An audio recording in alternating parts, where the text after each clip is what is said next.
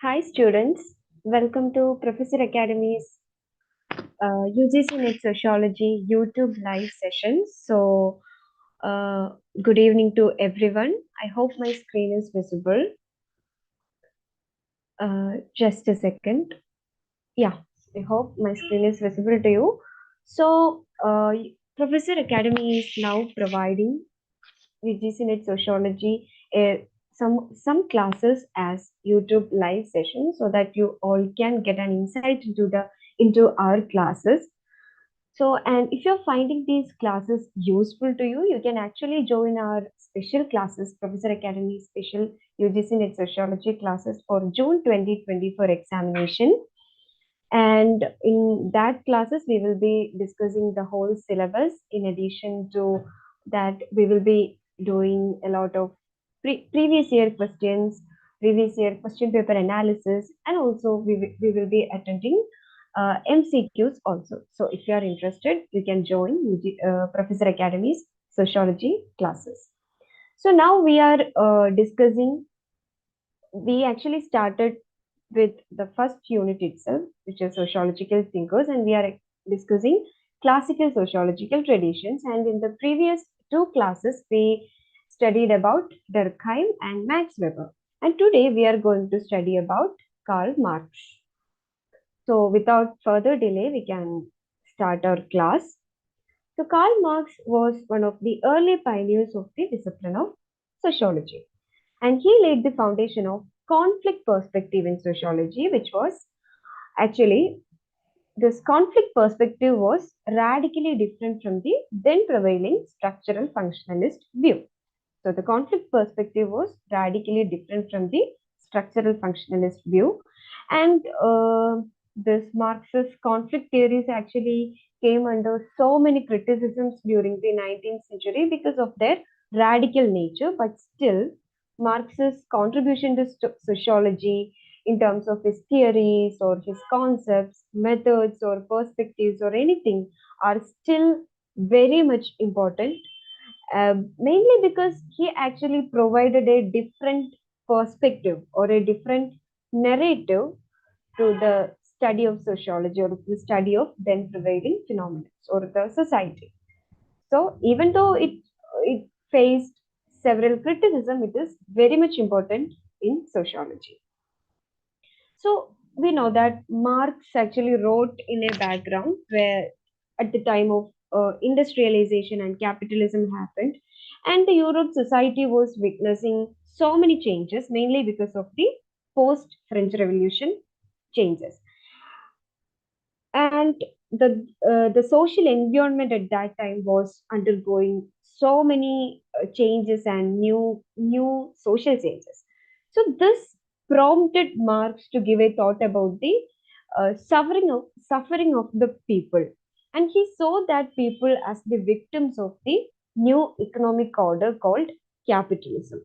So he really wanted to study about this. He wanted to study how this new economic order called capitalism creating this suffering to the people and the inequality among social classes. This prompted Marx to put forward a theory about the then state of capitalism and its origin in history.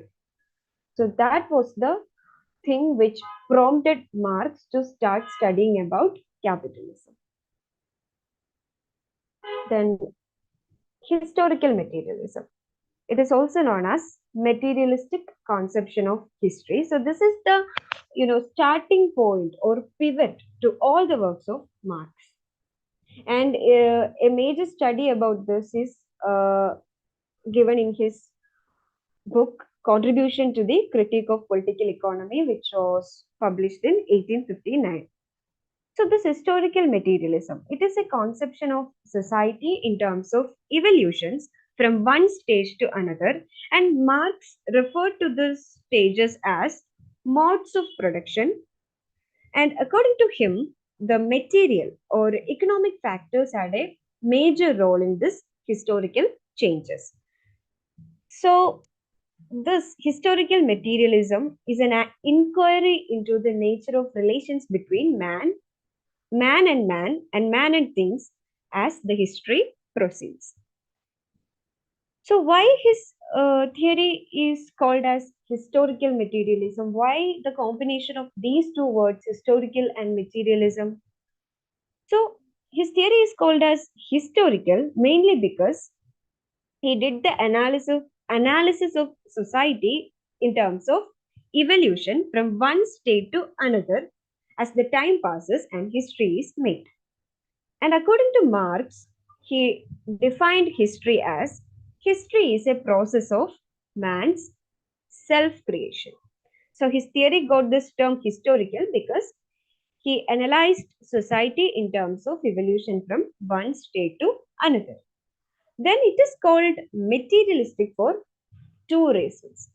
It is called materialistic for two reasons. Firstly, his conception of society is based upon materialistic factors. It is not based on metaphysical factors, but his conception of society is based upon materialistic factors, which are understood in terms of materialistic or material production. So it got the term materialistic. Secondly, the understanding of change is based upon changing material conditions. It was not based on changing ideas, but it was based upon changing material conditions. So that's why his concept got the term materialistic. Because of because firstly, his conception of society is based upon materialistic factors. Secondly, the understanding of change is based upon changing material conditions. Then, further, his theory of historical materialism has two aspects. His theory of historical materialism has two aspects. First one is his materialistic conception of societies in terms of economic infrastructure and social superstructure. So his materialistic conception of society is done in terms of economic infrastructure and social superstructure. So what is this economic infrastructure and social superstructure? So these are two conceptual entities or two concepts created by Marx to understand the modes of production in society or modes of production. So these are two conceptual entities created by Marx to understand the modes of production. So the second aspect of Marx's theory of historical materialism is that he understands the historical evolution process in terms of a dialectic process. So he understands the historical evolution process in terms of a dialectic process. So Marx borrowed the ideas of historical materialism or dialectical materialism from the Hegelian notions of dialectical idealism. But Marx felt that Hegel's idealism leads to a very conservative political orientation. So, and he found that Ludwig Feuerbach, who is a young Hegelian, so Marx found that Feuerbach's notion of materialism is more relevant than Hegel's idealism. So what Marx did that he actually retained the dialectical approach of Hegel, but replaced the idealism part with Feuerbach's materialism. So he retained the dialectical approach of Hegel, but he replaced the idealism part with Feuerbach's materialism. And Marx believed that material sources and conditions are important in the working of any mode of production. So he believed that material sources and conditions are important than ideas. He believed that material sources and conditions are important in working of any mode of production than ideas. So he gave importance to material sources and conditions than giving importance to ideas. And according to him, the material world is characterized by its own independent existence and it is not a result of human thinking. And Marx was also influenced by political economists like Adam Smith and David Ricardo, who had postulated that labor was the source of all wealth. So he was also influenced by political economists like Adam Smith and David Ricardo. And Marx was also influenced by the political economist depiction of the horrors of the capitalist system and the exploitation of workers, and he tried to find a solution to this in communism. Is it clear? So then Marx said that, or these are his words, in order to survive, man must produce. So, according to Marx, production is essential for the survival of human beings. And it is the first historical act, and it had been universally a part of human history throughout. And while going for production, man actually enters into relationships with other men. So, it is the fundamental aspect of history. And according to Marx, man produces to satisfy his needs, but these needs are ever growing.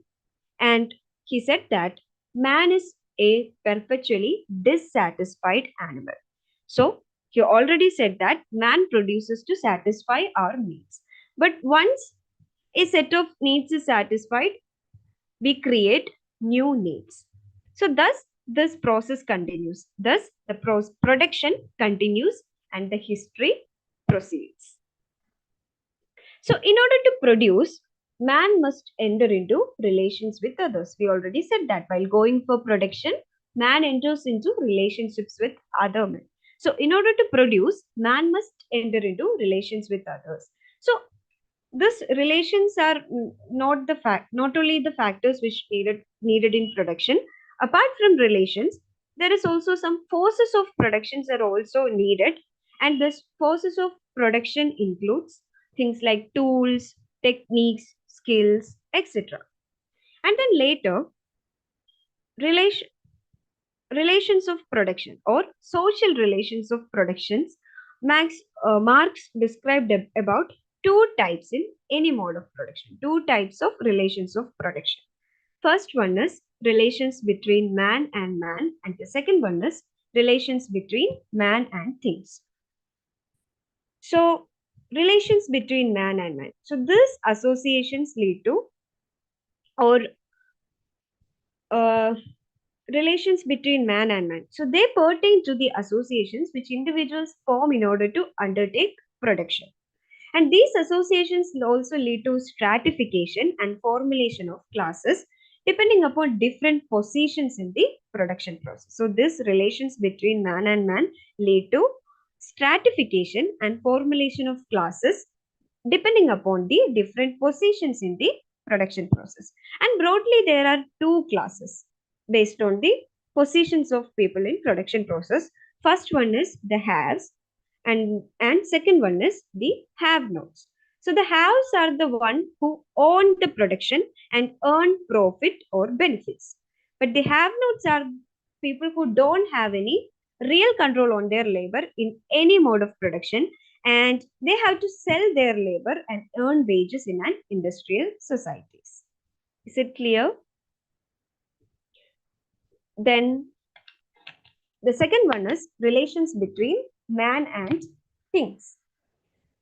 So this relation between man and things are in nature of ownership and non-ownership of things required in production. So it is in the nature of ownership and non-ownership of things required in the production. So the haves control the production process in every mode of production, but at the same time, the have-nots are non-owners in the production process, and they just own their labor. So in an industrial society, man is free to sell his labor, and similarly in other societies or mode of productions, also this kind of ownership and non-ownership relations exist. Is it clear? So these are the two relations of production: relations between man, and relations between man and things. Then forces of production. So according to Marx, this forces of productions has two aspects, which are men and things. And the men are further categorized into the haves and the have-nots. And then things include tools, techniques, equipments, skills, etc. So when the new forces of production are evolved, or when when new forces of productions are evolved, it would replace the older ones and it would create a new mode of production. So at that time, when new forces of production are evolved or founded, it would leads to major changes in society. Is it clear? When new forces of productions are evolved, it would leads to major changes in society.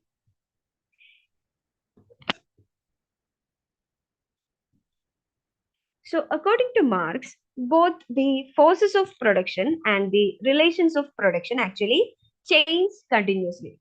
They are not, constant, but they are dynamic. They change continuously, and together, the forces of production and relations of production together, the two constitute economic base or economic infrastructure, or simply we can say the infrastructure of society. So, these two forces of production and relations of production together constitute the economic base or economic infrastructure of society. And this constant interplay or constant relationship between these two factors results into a particular type of social formation or social state, which Marx called it as mode of production, or roughly referred as society or social formation. So, this constant interplay between forces of production and relations of production would lead to or results into a particular type of social formation or social state known as mode of production. And we know that Marx actually had a systemic view of society, and he put this production as central or the focus point in understanding the society. And we said that the forces and relations of production continuously interplay and influence each other.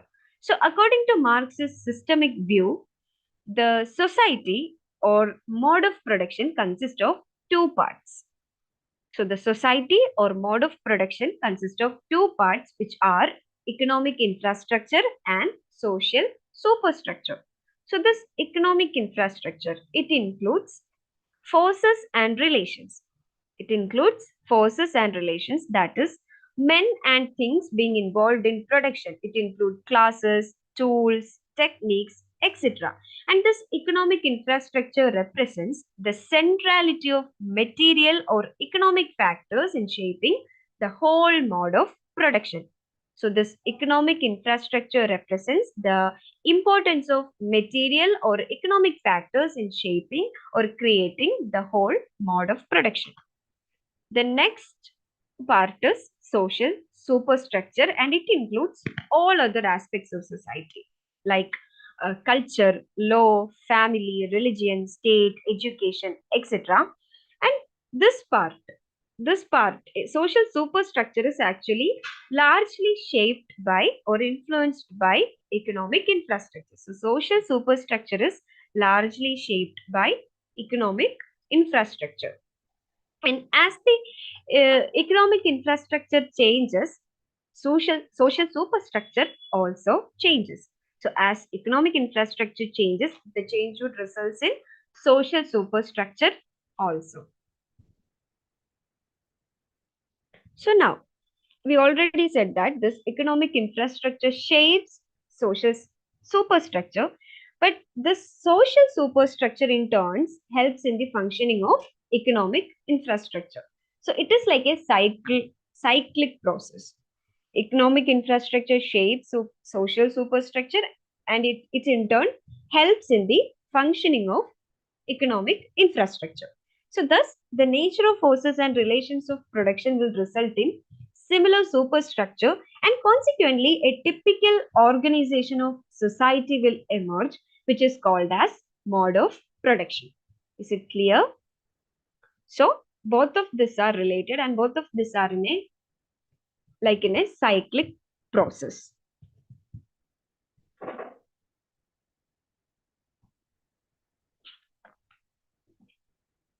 Now, mode of production. So Marx defines evolution of mankind in terms of various stages, which he called as modes of production. So It is a term. Modes of production is a term which Marx uses for a particular social formation or society.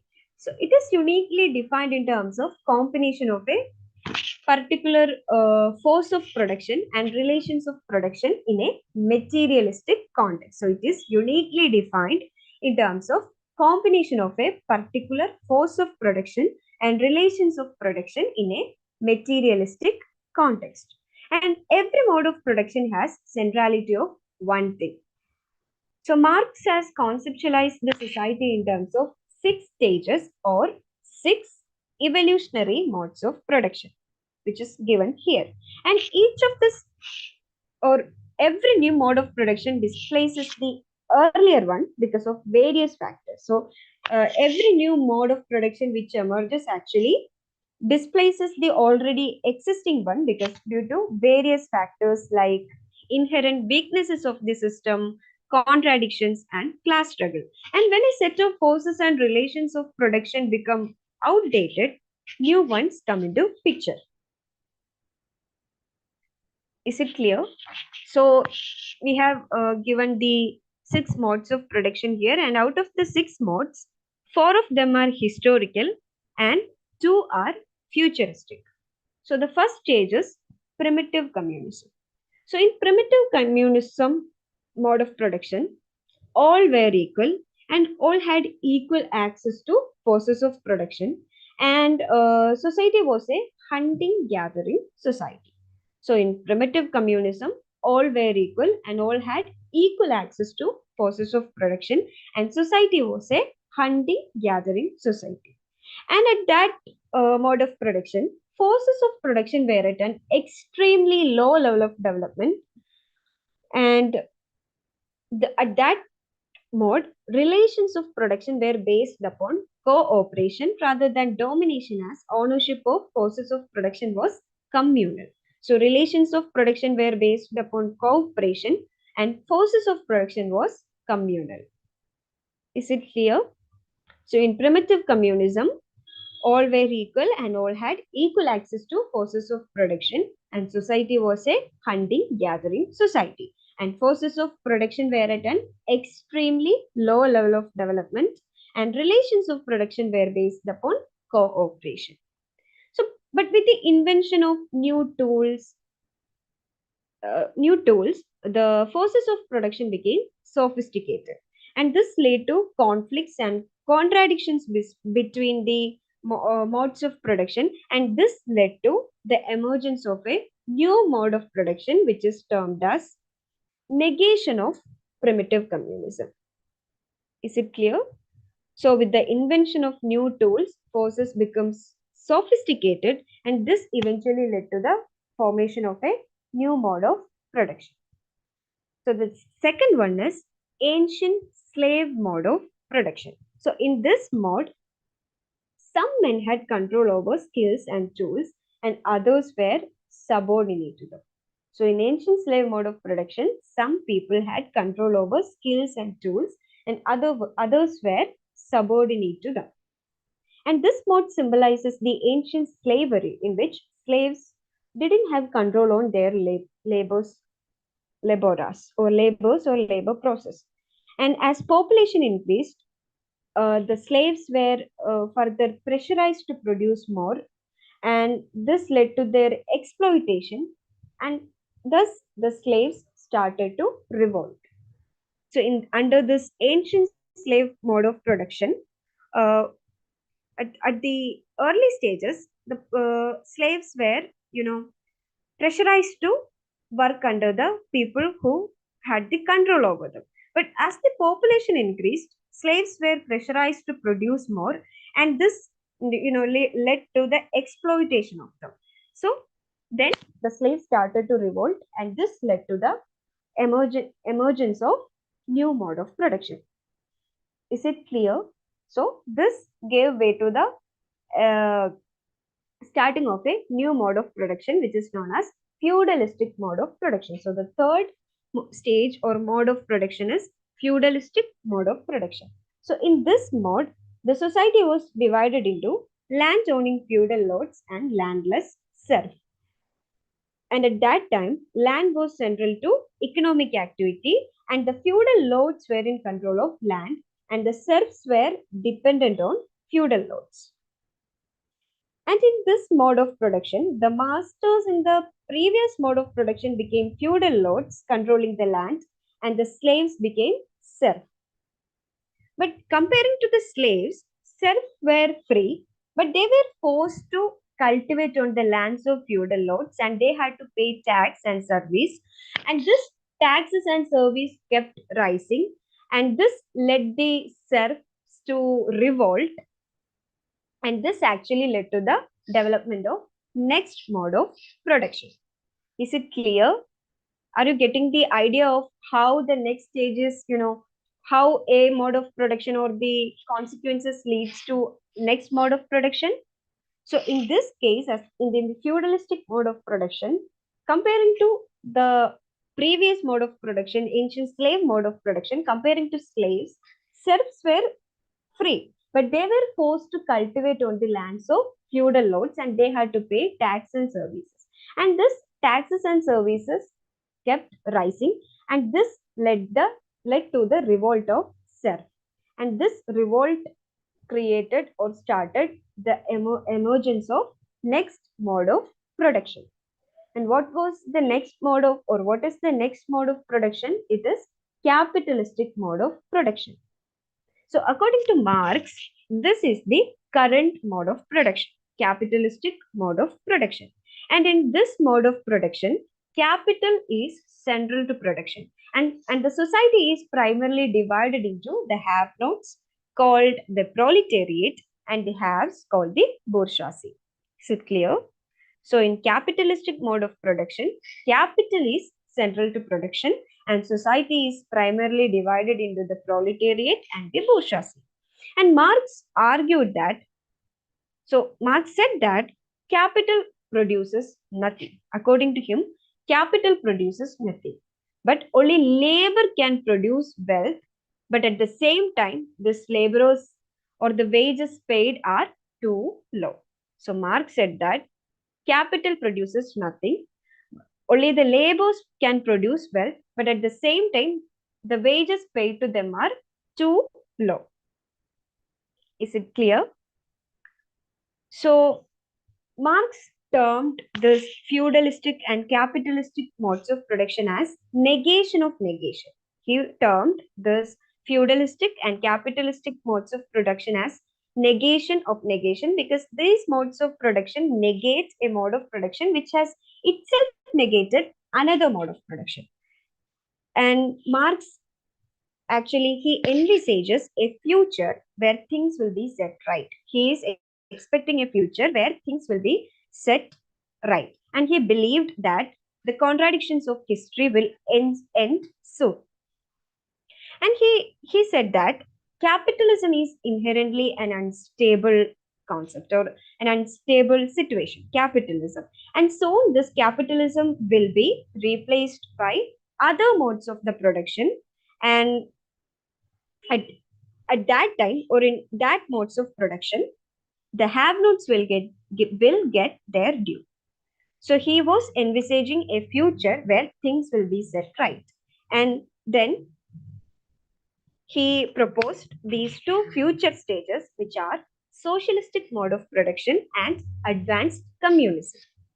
So socialistic mode of production, it is a transitory mode of production in which the proletariat will topple bourgeoisie in a revolution and they will control forces of production. So in socialistic mode of production, according to Marx, he envisaged that the proletariat will topple bourgeoisie in a revolution and the proletariat will control forces of production. And Marx called it as dictatorship of proletariat as for a short period, the workers will control the forces of production. So he called it as dictatorship of proletariat. But this would also result into reversal of the control. But Marx believed that, and so he believed that the control by workers or the control by proletariat will also come to an end and it would lead to the next or the final mode of production, which is known as advanced communism. So this is the final mode in which the forces of production will be communally owned. So in this final mode of production, the forces of production will be communally owned, because the workers or proletariats too will they will also renounce their role. And he Marx expected that everyone, each and every person, will carry on their own creative pursuit, and there will be no class in society. This was his expectation, or this is what he envisaged in the final mode of production, which is advanced communism. He envisaged that workers too will renounce their role, or what they pursued in socialistic mode of production. The proletariat too will renounce their role, and every people will carry on with their own creative pursuit, and there will be no class in society, and there will be no state, and a person's true self or true being will be reintegrated with oneself. Is it clear? So that's how he explained the final mode of production, which is advanced communism. And so according to Marx, so this advanced communism will be the last mode of production, because in this stage the contradictions between the proletariats and bourgeoisies or different classes will be resolved, and there will not be any unequal relations of production. And he expected that in this mode of production, the collective production will remain, but the nature of relations will change, and the ownership of land or the ownership of production will also become collective. Is it clear? So this is what, according to Marx, this is what he envisaged as the final stage of his mode of production. So the socialistic mode of production and advanced communism, these two are futuristic modes. Is it clear? And the first four types are historical, and according to Marx, capitalistic mode of production is the current mode of production.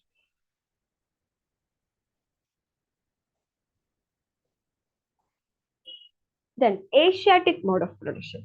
So Marx actually referred to this Asiatic mode of production. So this is also a particular mode of production, and Marx referred to this Asiatic mode of production in order to explain the stagnation of Oriental societies. So this mode of production was actually a departure from his dialectical, materialistic, and evolutionary conception. This was a completely or entirely different mode of production. So this Asiatic mode of production was characterized by simple production methods, despotic rule, self-sufficient villages, absence of private property, economy based on handicraft and agriculture, and absence of autonomous cities. So these are the characteristic features of Asiatic mode of production. So this is entirely different from what Marx actually explained. So this was a mode of production existed in Asian countries. And in such a mode of production, as there was, you can see, there was no private property, there was no class struggle based upon antagonism between landlords and peasants. There was no class struggle because there was no private property. So there was no class struggle. And there was also, as there is no class struggle, there was only little hope for revolution. So according to Marx, it was class struggle that eventually leads to revolution. So in such kind of societies or in Asiatic mode of production, there was no class struggle, so there was less hope for revolution. Is it clear? So this was Asiatic mode of production, and actually, when I wrote the UGC NET sociology exam, there was a question based on this Asiatic mode of production. I still remember that. So this is also important. Don't skip this parts also. Don't skip this part. So this is also important while studying mode of production. Then Marx on individual. So according to Marx, man is perpetually dissatisfied. We already said that. So once he satisfy his existing need, he will create new needs. That means man is perpetually dissatisfied. He creates new needs once the existing needs are satisfied. But Marx actually see man as driven by the structures of society, and he see man as subordinate to the structures of society. So he said that man is actually driven by the structures of society, and man is subordinate to the structures of society. And according to him, the individual consciousness of man is shaped by the production processes. The individual consciousness of man is shaped by the production processes. Is it clear? And he also said that the forces of production and relations of production influence human thoughts. So, according to Marx, man is perpetually dissatisfied and man is influenced by structure of society, and the individual's consciousness is shaped by the production process, and the forces of production and relations of production influence human thoughts. Then Marx's views on individual are later elaborated on his idea of being.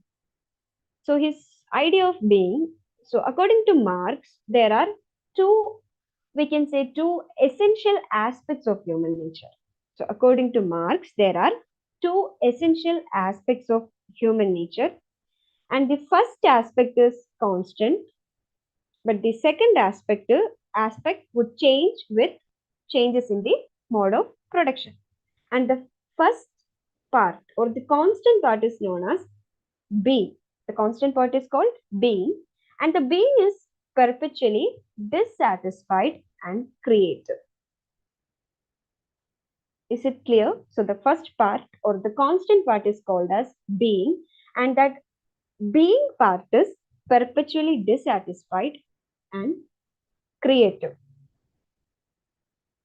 So the other part of human nature, the second part is, and the second part is governed by a person's social position, and it is referred as man's social being. So the two terms are being and social being. The being is a constant part.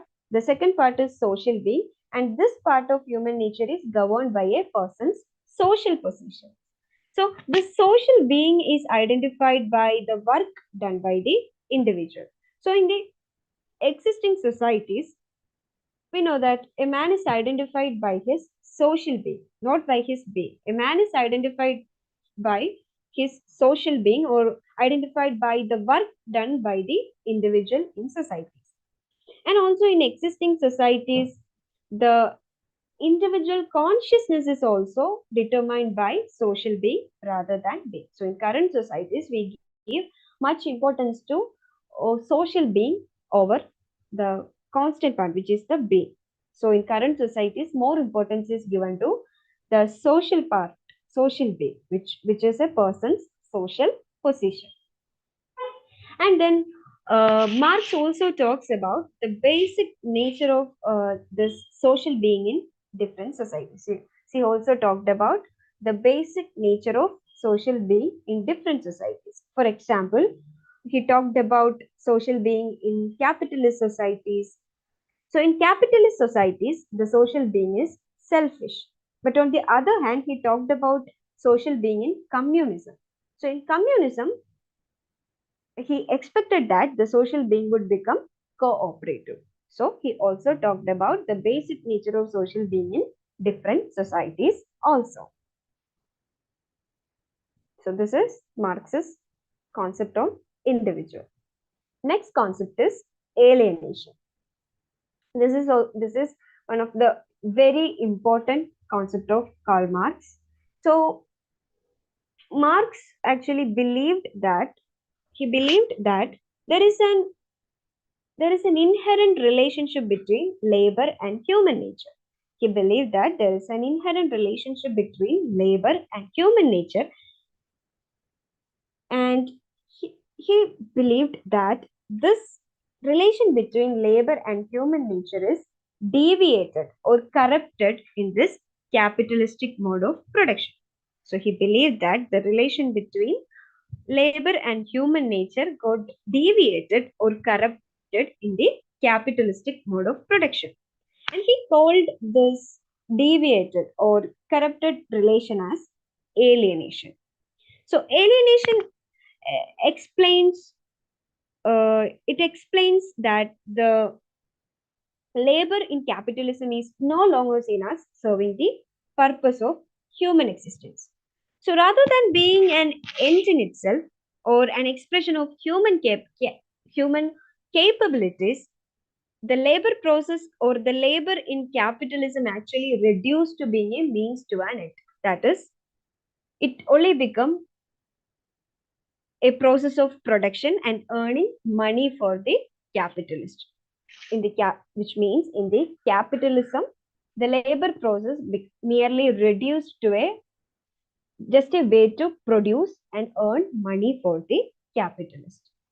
And in the capitalistic mode of production, labor is now owned by the capitalist. It no longer transforms the workers, and the workers get alienated from their work, and they ultimately get alienated from themselves. And Marx used this concept to show the devastating effect of the capitalist production on human beings and the society, and the effect of this alienation or the effect of capitalism on the society. And when we evaluate Marx's work, we can see that this concept of alienation has a central role in Marx's understanding of exploitation, and he talks about this concept mainly in his work Economic and Political Manuscript, which got published in 1844. So the word alienation literally means separation from. The word alienation literally means separation from. So it is a feeling of estrangement and disenchantment from a group or a situation or a society and even with oneself. And it also refers to a situation of powerlessness or isolation and meaninglessness experienced by the people when they confront social institutions which they cannot control and consider oppressive. And this alienation, it is the breakdown of the natural interconnection among people and what they produce. So alienation is the breakdown of the natural interconnection and the natural interconnection among people and what they produce. So Marx gives primary importance to alienation at workplaces. So he gave importance to alienation at workplaces because it is a part of economic infrastructure which shapes the superstructure. And he considered work as central in the life of an individual. It is an expression of creative being of men. So according to him, alienation of labor is the key to alienation of human beings. And according to Marx, alienation can happen in two ways. So according to Marx, this alienation can happen in two ways. So the first way is, in a given mode of production, alienation increases with time. So in a given mode of production, alienation increases with time. And and the second way is that when a mode of production itself changes, like we discussed in the previous slides, like the evolutionary stages of mode of production, when a mode of production changes to another one, the degree of alienation also increases. So these are the two ways in which alienation can happen. In a given mode of production, it increases with time, and when a mode of production changes to next type of mode of production, the degree of alienation also increases. Then Marx considers four dimensions of alienation in capitalism. So these are the four dimensions of alienation in capitalism given by Marx. Alienation from the process of production, alienation from the product, alienation from the fellow workers, and alienation from oneself and one's potential. So alienation from the process of production.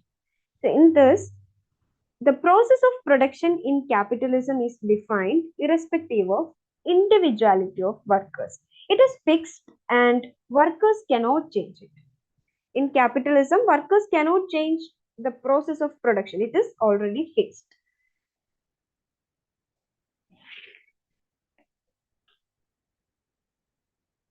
So, in this process of production in capitalistic mode of production, workers loses control over production and they feel alienated from the process of production. Is it clear?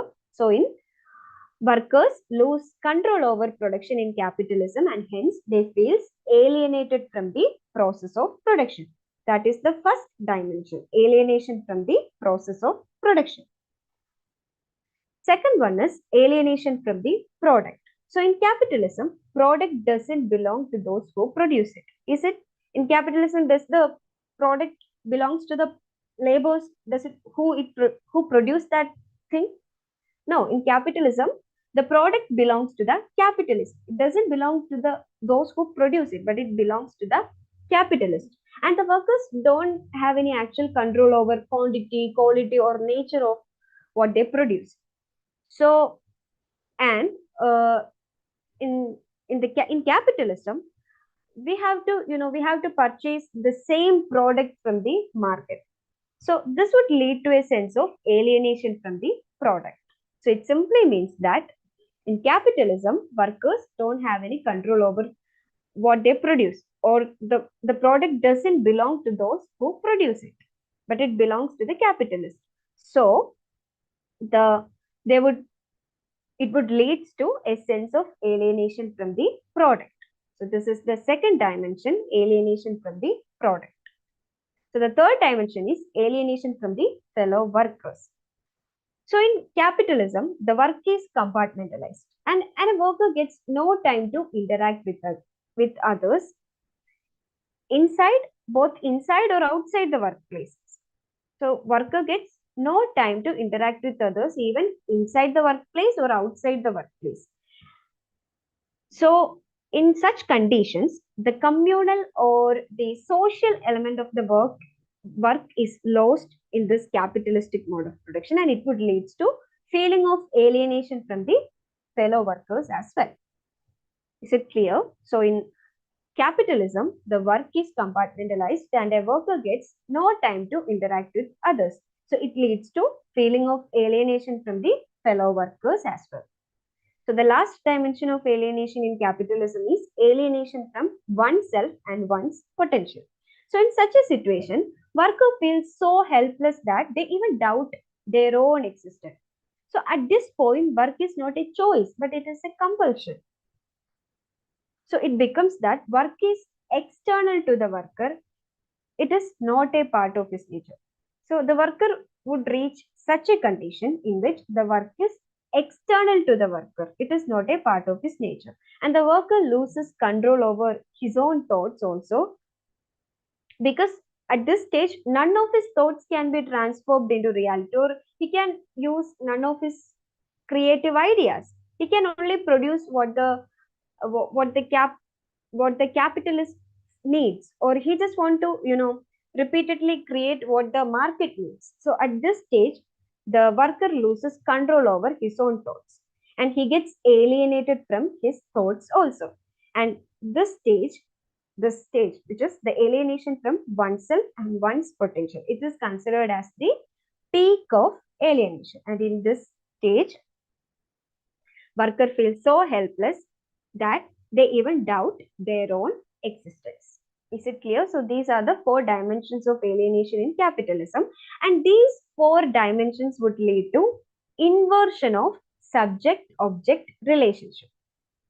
These 4 dimensions would lead to inversion of subject-object relationship.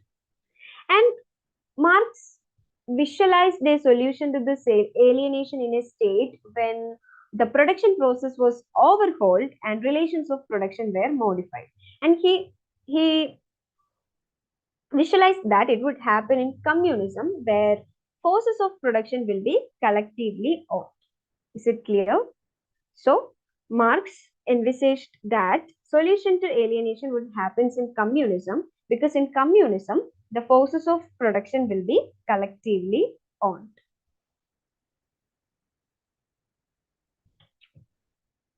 Then, class and society. So, class is the fundamental unit of organization, according to Marx. And according to him, the society is always divided into opposing classes.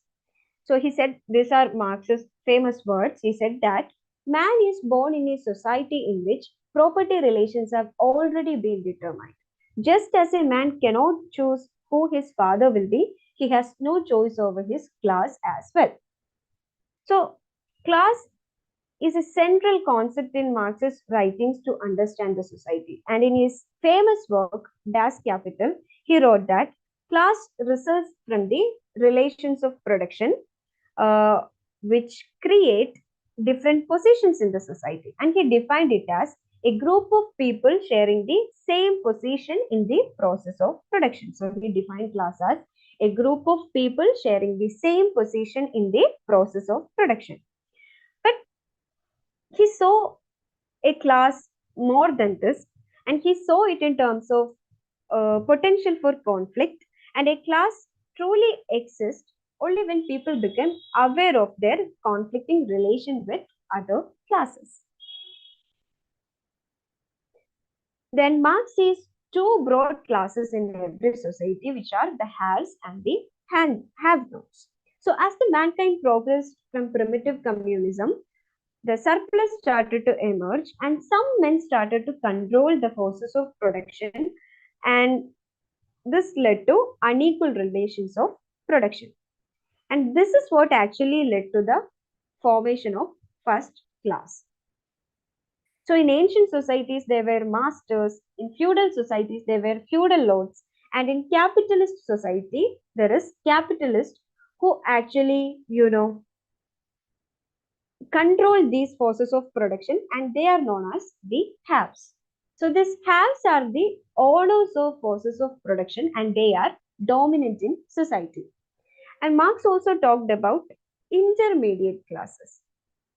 So in his book Revolutions and Counter Revolutions in Germany, he talked about 8 classes. And in his book Class Struggle in France, he talked about 6 classes. But however, he contends that as history proceeds, all the intermediary classes will be absorbed into two broad strata through the process of class polarization. Through a process called class polarization, as time proceeds, all the intermediary classes will be merged into two broad stratas. So this process of class polarization actually involves two processes. One is bourgeoisization, and the second one is proletarianization. So in bourgeoisization, it involves upward mobility. Is it clear? So in this process, the petty bourgeoisie become bourgeoisie. So the second process is proletarianization. It is a downward mobility process, and in that process, petty bourgeoisie become proletariat. So this class polarization process include two processes, and it is this class polarization would leads to the absorption of intermediary classes into the two broad stratas. Then Marx also see class in terms of its objective and subjective expressions in the form of class in itself and class for itself. Class in itself and class for itself. So for Marx, a class truly exists only when the people become aware of their conflicting relation with respect to other classes. So a class truly exists only when people become aware of their conflicting relation with respect to other classes. So without this awareness, they only constitute a class in itself. So if the people are not aware about, aware about their conflicting relation to other classes, it is known as a class in itself. And according to Marx, when a class become aware of the conflict, they become a true class, which is known as a class for itself. So a class in itself is the objective manifestation of class. So it is like a category which is seen by others as so, and the members are not aware of being a part of a common stratum. And a class in itself becomes a class for itself. It can become a class for itself only when the contradiction between the consciousness of its members and the reality of their situations ends, or when the members become aware of the exploitative situation, a class in itself would become a class for itself. But on the other hand, a class for itself is a class in which the workers are aware of their common condition, aware of their mission, etc. And a class for itself only develops when the class consciousness develops among workers themselves. So simply we can say that a class in itself, if we take a class in itself, it is a kind of class in which the workers, you know, workers don't have any class consciousness. But when a class consciousness develops among the workers, it would become a class for itself. So it is only when the workers become class for itself that they will be in a position to unite against the capitalist. Is it clear? So only a class for itself, or the workers, or when the workers become a class for itself, that they will become in a, or they will be in a position to unite against the capitalist.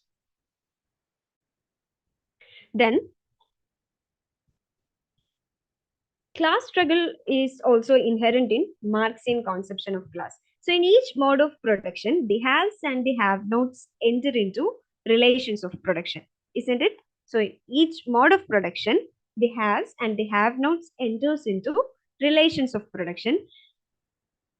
And due to an antagonistic cooperation, these classes enter into a struggle which keeps on increasing. And according to Marx, history of hitherto existing societies is history of class struggle.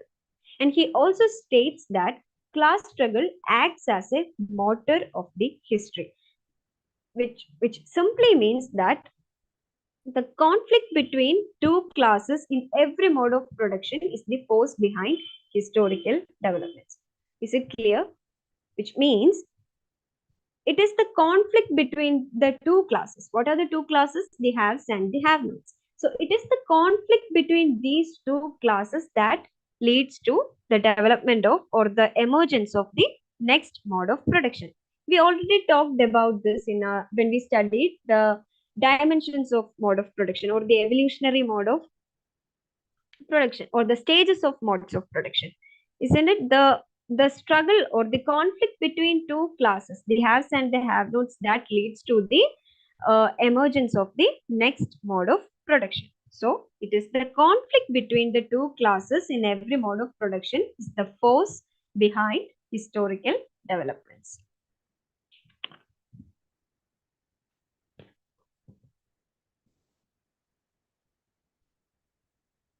Then this is a table comparing Marx and Weber's views on capitalism. So view of society. So according to Marx, Marx takes society as his unit of analysis. So Marx took society as his unit of analysis, but Weber studied society in terms of meanings attributed or given by individuals to the world around them. So Weber studied society in terms of meanings given by individuals to the world around them. But for Marx, society was his unit of analysis. Then Marx described capitalism as one of the historical stages, and he gave a monocausal explanation for its rise.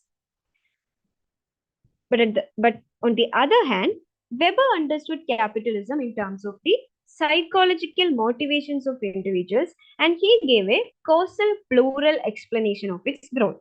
So Marx gave a monocausal explanation for the rise of capitalism, but Weber gave a causal plural explanation of its growth, of the growth of capitalism. Then emergence of capitalism.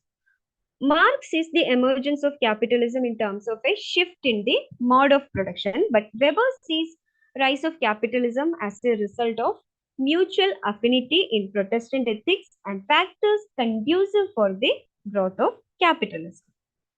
Then consequences of capitalism. So according to Marx, capitalism leads to alienation of workers. But according to Weber, capitalism is a symbol of growth of rationality.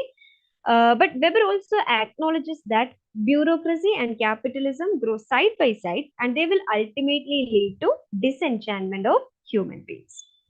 Then stratification.